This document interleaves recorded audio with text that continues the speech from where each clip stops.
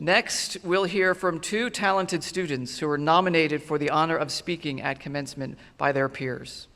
First, I'd like to ask Robbie Chen, candidate for Bachelor of Fine Arts, to join me at the podium.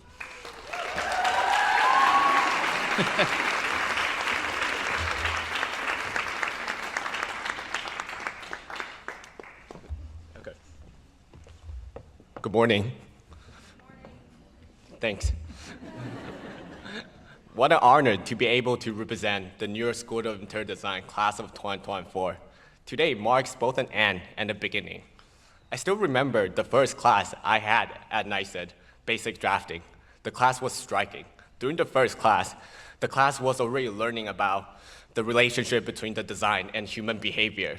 Meanwhile, I was still trying to figure out the difference between inches and centimeters. It was hard. Throughout our 4 years at NYSID, we have put in hundreds of all-nighters to create the best, most creative projects possible. But as we put in those countless hours, I think we were all motivated by our dreams of the future. How we would be making our mark in the world after today. Back in high school, when I decided to study interior design in college, all my friends laughed at me. In fact, one of them actually sitting right there.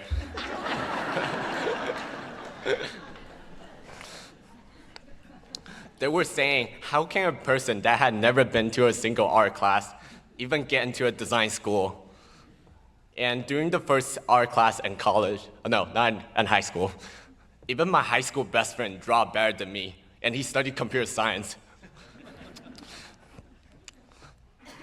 But this skepticism encouraged me to pursue my interests with even more passion. I spent hundreds of hours on the internet just trying to figure out how to sketch so I can find the best portfolio that reflects my stories. And here I am today, graduating from NYSID, the best interior design school in the world.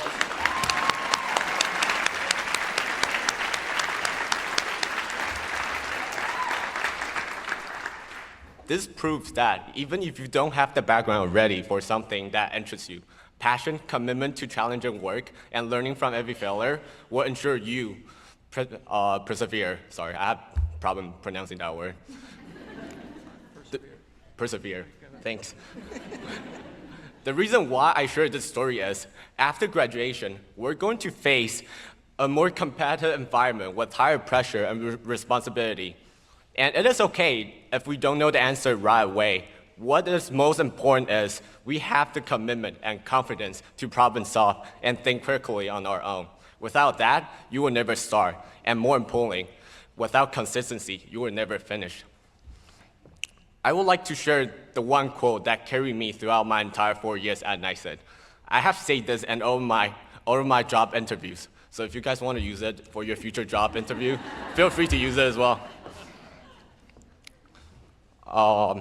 As one of the greatest philosophers, Socrates, said, the only wisdom is knowing that you know nothing. There are always going to be more styles, sustainable technology, or even new rendering technique for us to learn. Living in a world that is constantly changing, one thing that needs to stay constant is our passion for consistently learning about new ideas and tools that will help us to evolve our designs. Passion may sound superficial, but it is the key to expanding our knowledge. With passion, we have the awareness to observe compelling design in our everyday lives as we walk down the street and explore our cities. With passion, we will take the curiosity and scour the internet for more inspiration and ideas that will allow us to come up with better designs. We have learned that interior design is not just selecting colors, fabrics, or furniture. It's about creating an environment that reflect, enhance, and elevate human experiences. Each space we create is a backdrop of life's moment, big and small. Nowadays, people are often indoors 90% of the time, or even more. So it is our duty and responsibility to create a human-centered space that draws on diverse sources and allow people to thrive. One of the things that I would never forget about NYSID is that stool chair in our 301 classroom that does not have a footrest. And no matter how many times I move it to another desk, it will always come back to my seat. But because of my experience with this chair, I ended up learning the importance of footrest for a stool chair. And in our profession, it is the everyday things that, in our profession, it is the everyday things that some may not notice that major impact our behaviors and experiences. As human, we get used to the everyday things so fast, so it is our job as interior designer to intuit those everyday incidental things, to fill them, to come up with solutions that try to improve upon them. We not only have to see the problem that no one anticipates, but also fix the problem in an aesthetically pleasing way. On the one hand, we have the dream of creating the design that will improve people's experience. On the other hand, we have the aspiration of creating an aesthetic that captivates the eyes, draws people to spaces, create lifelong memories. As we step into the professional world, our experience at NYSID have prepared us not only to meet the challenge of our field, but also go beyond the status quo and innovate. It is not enough to follow the trends. We must set them.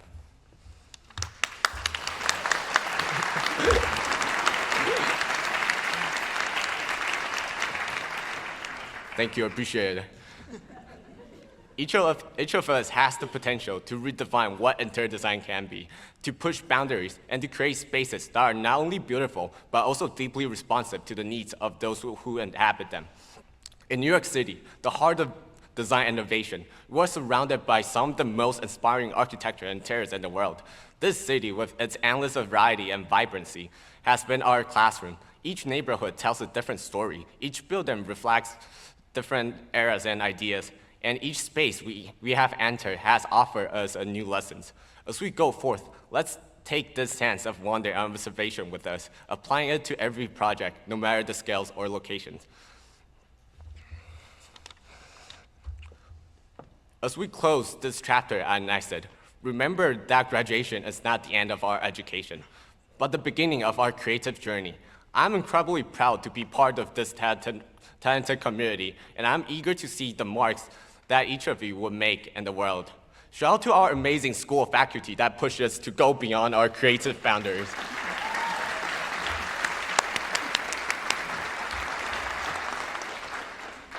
And shout out to our wonderful family and friends that gave us endless support and love.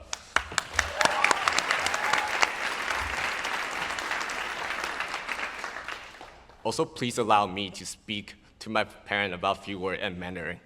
爸妈，谢谢你们，因为有你们才有现在的我，我爱你们。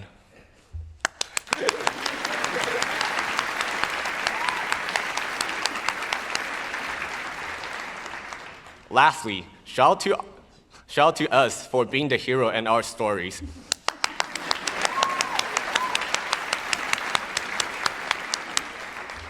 And congratulations, class of 2024. Let's go forward with courage, creativity, and a ceaseless passion for design. Thank you so much.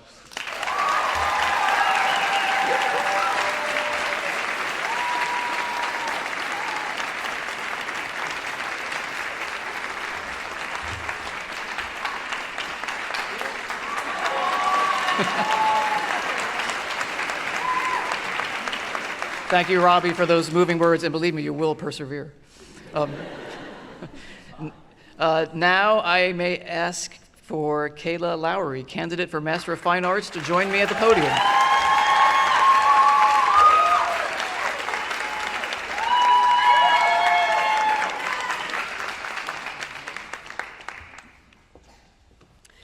Wow, what a day. We made it. Yes, that deserves a applause, I guess. Thank you, President Sproles, esteemed faculty, and the entire NYSID community for entrusting me with the privilege of speaking to you on such a momentous occasion. I am humbled and honored to be here with you today. I'd also like to thank, as we have, our loved ones for joining us, and also those who couldn't be with us physically today. Without you and your support, we wouldn't be here, and today wouldn't be the celebration that it is. Yeah. I'm standing before you today as a peer who truly has no idea what life will look like post-graduation. I'm optimistic, as you know, but no one knows what tomorrow may bring, so instead of generic ChatGPT inspirational sentiments, which was my first draft, I'd like to talk a little bit about how we got here. To start, I'd like to describe where I was before deciding to come to NYSID. Back in 2019, I had just moved to New York to continue training and pursuing a life in theater. While praying I'd book a fabulous and lucrative acting job, I was working 6 jobs on the side. Some of those jobs included being a cater waiter, an admin assistant, a dance studio receptionist, and a customer service rep for an online luxury furniture consignment shop, where I got to look at furniture all day and talk to designers about their projects. I hated it. Not because it was a bad job, but because I really wanted a bigger hand in the design process, and I just didn't know how to do that. I didn't want to give up theater, but design was becoming less and less of a hobby and more of something I could see myself doing full-time. 2020 came, and I, along with many of you, reassessed what I wanted to be doing with my life. Enter the New York School of Interior Design. For me, it was the only option if I was going to change career paths. It was the only place I applied to, and it was the only place that I thought had the perfect balance between the fun side of design and the practical side. Now, I haven't asked all of you specifically what made you come to this particular institution, but I imagine we'd have similar thoughts. I remember walking into the Graduate Center on that warm August day in 2021 for the pre-semester workshop, feeling utterly terrified. Making the decision to go back to school was not one that we made lightly, and upon meeting each and every one of you, I learned more and more the sacrifice that we made to pursue this incredible passion of ours. And naturally, with our pursuits came fears, anxieties, and insecurities. Will I be good enough? How will I know what to do? When will I be able to make something like the beautiful designs I see on the thesis banners hanging through the halls? Where will I even start? The official first day came, and the building felt electric with nerves and excitement. The energy was so palpable, you could cut it with a knife. I want you to take a moment and think back to that day and to realize how far we've come. On that day, you were a former marketing account manager, a fashion designer or buyer, an IT administrator, a lawyer, a dancer, a wealth management associate, a middle school teacher, an operations manager, a video game designer, a graphic designer, an editor, a struggling actress, just to name a few. We quickly learned that we all came from very different backgrounds, something that had been advertised to us when joining the program, especially by Ellen, but not something that we really understood until we began our first projects. Everyone had such different perspectives and talents that gave them their unique design voice right from the start. Over the next 3 years, or maybe what felt like 3 years for our MPS and MFA2 friends, we were challenged, pushed, and creatively stretched beyond what we would have ever thought possible. Every sketch, every floor plan got us closer to understanding this industry and how we fit inside of it. Some of us used our backgrounds to our advantage, and some of us rejected it completely to fully embrace this new life. But all of us did this together. And for me, it's not about drawing peppers. It's not about the hours spent wishing Enscape would load, or the moments of frustration when the floor plan just still isn't quite right after the 8th iteration. It's about the way we collaborated, the way we used our perspectives to work together to find solutions. There wasn't a day that went by when I didn't see a group of people surrounded by someone on someone's desk trying to fix a problem. I know I wouldn't have made it through this program without those people I could call on to help me get unstuck and to comfort me when those same first day anxieties came creeping back. We did this together. And finally, on this day, we are interior designers. Today, we walk across this stage and into an industry full of confidence and power because we put in the work and the effort to be educated designers. Every time I've visited a showroom or spoken with a professional over the last 3 years, they've said students are the future of design. And we are.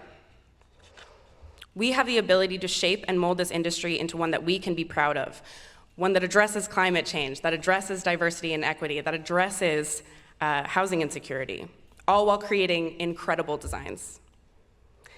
There's so much talent in this room, and I am so eager to see what our future holds. Okay, before I leave you, I want to share an excerpt from my original application essay to NYSID.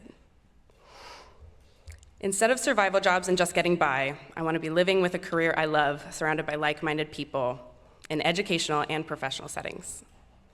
I want mentors I look up to in this field that share my passion for creating beautiful and functional spaces. I want a community of resilient individuals who lift each other up in pursuit of design. I truly believe the New York School of Interior Design is my first step towards my future. Thank you for being that community to me and to each other. This program was just the first step in our design journey. Keep collaborating. Keep using your unique design voice. Remember, we are the future of interior design. Let's go make it beautiful.